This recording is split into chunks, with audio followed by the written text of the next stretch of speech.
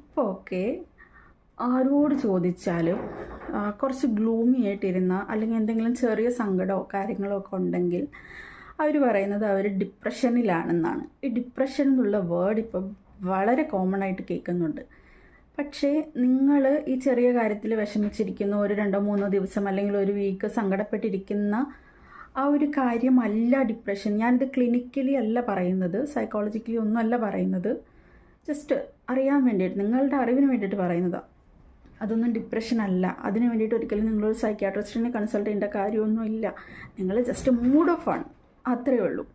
അപ്പോൾ ഒന്ന് ഹാപ്പി ആയിട്ടിരിക്കാൻ വേണ്ടിയിട്ട് നിങ്ങൾക്ക് എന്താണ് ചെയ്യാൻ പറ്റുന്നത്?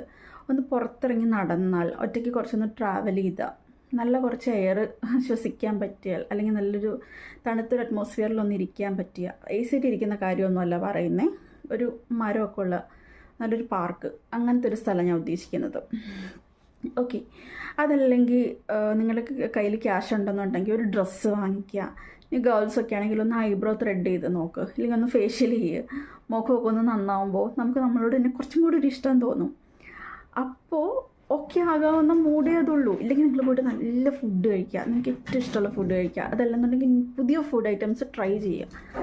അത്രയൊക്കെ ചെയ്താൽ നമ്മൾ ഓക്കെ ആവും. അതൊന്ന് ഡിപ്രഷൻ ആണെന്ന് വിചാരിച്ചിരുന്ന് ഓവർ തിങ്ക് ചെയ്ത് ഡിപ്രഷൻ്റെ സ്റ്റേറ്റിലേക്ക് നിങ്ങൾ ഒരിക്കലും പോകാൻ പാടില്ല. അപ്പോൾ ഇങ്ങനെ കുഞ്ഞു കാര്യങ്ങൾക്ക് നിങ്ങളൊന്ന് അനലൈസ് ചെയ്യുക. നിങ്ങൾക്ക് തിങ്ക് ചെയ്ത് അനലൈസ് ചെയ്യുമ്പോൾ ഓവർ തിങ്കിങ്ങിലേക്ക് പോകുന്നുണ്ടെന്നുണ്ടെങ്കിൽ ചെറുതായിട്ടൊന്ന് എഴുതി നോക്കുക. ഇത്രേ ഉള്ളൂ പ്രശ്നം എന്ന് മനസ്സിലാവുമ്പോൾ നിങ്ങൾ എങ്ങനെ അതിനകത്തുനിന്ന് പുറത്ത് വരാമെന്നുള്ളതും കൂടി ചിന്തിക്കുക. ഓക്കെ.